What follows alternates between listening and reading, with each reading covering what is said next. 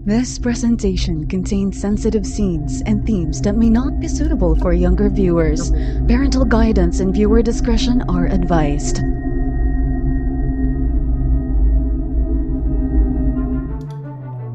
Boys Covery presents ang huling imbitasyon ni Nicole Benavides.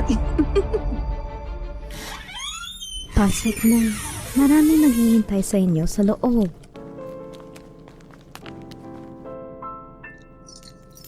Ang ganda ng bahay ni Miko, ano? May pa-foyer pa talaga. Gusto ko nga rin ng ganito sa bahay eh. Pero mas gusto ko open space, you know? Oo. Siguro mas magara nga pag ganun. Di ko lang talaga prefer yung ganito kalaki. Nakakalula. Ang creepy. Uy, Karina. After the party, gusto mo mag-coffee? I'm sure connected ka sa mga magagandang cafe. Influencer ka, di ba? I'm not sure if I have any plans later, but I guess we can catch up for a bit. Mac! Nakita mo ba ate mo? Parang ang rude naman that she doesn't even greet her guests. I expected better from her. Hindi po kuya. Matagal na po kaming hindi nag-uusap. Medyo hindi po kami okay. Kaya nga po sana makapag-usap kami after ng party. Okay rin tong may pag-gathering, no? It really maintains the friendship. It's important to make time with each other, di ba? Oo nga po eh. Kami nga po ng kapatid ko dati, laging gumagala. Pero matagal na po yun. Kasi po ngayon yung kapatid ko, basta, tinulang po kasi kami ng panggastos. Guys, hindi ba talaga natin nahanapin si Miko? Hindi pa kayo worried na bukas yung pinto pagdating natin? They're so fake, no? They weren't like that before. I don't know what happened. It's only right that they're here.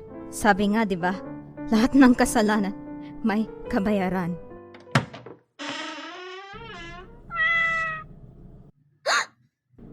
Ay, Kalabaw! Abang ka pa rin ba? Uy, tignan niyo oh. Para sa nalunod sa inggit. Akala ko ba kasama kita sa pag-asenso? Ha?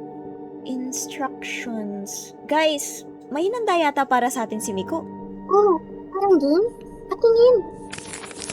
Piliin niyo ng maayos kung anong upuan ang nakalaan para sa inyo. I'm sure you know where your place is. Unfortunately, I'm unable to join you. But I'm hoping the food is to your liking. Pero, ang hindi lulugar, hindi na makakalabas.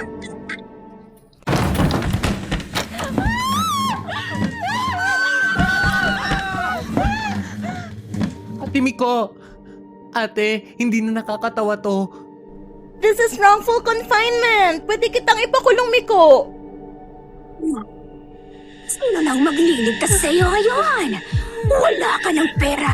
Wala ka ng negosyo. Wala na si Sandra. Miko! Hindi porket mayaman ka pwede mo na kami paglaruan. Bro! Ano to, bro? Haunted house experience? Akala ko ba simpleng meetup lang? Joshua! Iwan mo din ba sila? Parang yung pag-iwan mo kay Miko. Sky! Huwag! Hanggang ngayon tuwag ka pa rin. Karina! Sapat na kaya to? Ninong buhay kaya ang kasing halaga nang binigay sa yung pera ni Miko? Max! Kaya wala rito si Miko. Baka ayaw kanyang makita. Kasalanan niyo to eh! Yun na yan. Di mo naman kailangan ipitik yung pera. Pero bakit mo ko iniwan? Si Karina! Si Karina yun eh! Upo ka dito! Para sa pamilya. Minahal kita, paano mo nagawa sa akin yun? Oh, si Max to! Kung uupo ako, dapat siya din. Huwag na tayo mag-away. Please, huwag dito sa bahay ni ate. Para sa manunulat, nirespeto kita. Sana nakinabang ka sa paninira sa akin. Eto! Sila, Aya! Oo, sige na! Upo na ang mga upo. The rest, hanapin yung pwesto nyo para matapos na to. Di nga natin alam kung totoo ba yung threat eh. Para sa pinagkatiwalaan ko. Yung perang natira sa'yo, nagamit mo pa? Oo, Miko! Pero kulang pa rin. Wala na si Sandra. Guys, huwag na tayo mag-away-away. Isipin nyo, hindi ba parang over naman si Miko? Pwede naman pag-usapan to eh. Oo nga, bakit niya tayo sinisisi? Kasalanan ba natin na kung kani-kanino siya nagtitiwala? Huwag na natin sisihin si ate. Please. Please. Please. Hi, Max. Sorry, ate doesn't want you here either. Kita niyo naman tong kapatid ko, di ba? Mabait na bata yan. Mahina lang. Para sa natakot, kahit kailan hindi kita iniwan, bakit hindi mo kayang gawin para sa akin? Sorry, Miko! Kinulang ako sa lakas eh. Mas kinaya kitang iwan kesa harapin yung takot ko. Basta! Hindi ako uupo. Miko and I just grew apart. Kung may problema siya doon, kasalanan niya yun. They'd rather blame ghosts, no? They're just like me. Nakatali na sa dulo ng lubid. Ako lang ang unang tumalon.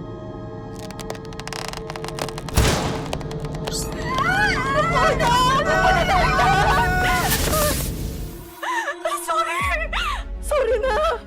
Kay Miko, sa inyong lahat! Nasira yung reputasyon ng kumpanya niya just because I wanted to bring more attention to my story. Malaki!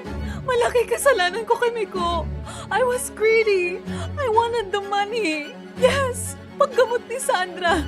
Pero I felt like I deserved more than everyone else dahil sa pinaghirapan ko. Tinulungan ako ni Miko makakuha ng trabaho. Nabili ko lahat ng gusto ko. Pero when I got fired, sinisi ko si Miko. Sinisi ko siya because of the scandal.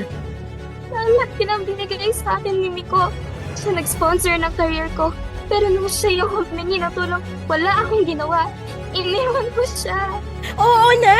Sinabotahe ko yung mga company deals ni Miko. Ako din ang naglabas ng tungkol sa taxes niyo, Ana.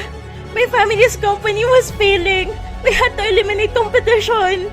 She asked for my help. Kailangan niya daw na makakausap dahil sa scandal. I didn't go. I didn't help her kasi natakot ako madamay. Sobrang ingkit ko kay Miko. Nasa kanya ng lahat. Kaya nung nakita ko na inimbestigahan siya ng mga pulis, hindi na ako nagdalawang isip tumestigo. Kahit wala naman ako alam. Kung ano-anong pinagkakalat ko tungkol kay Miko. Hindi ko kinaya eh. Hindi ko kinaya na mas magaling siya sa akin. Napaniwala ko si mama at si papa na may kinalaman si ate Miko.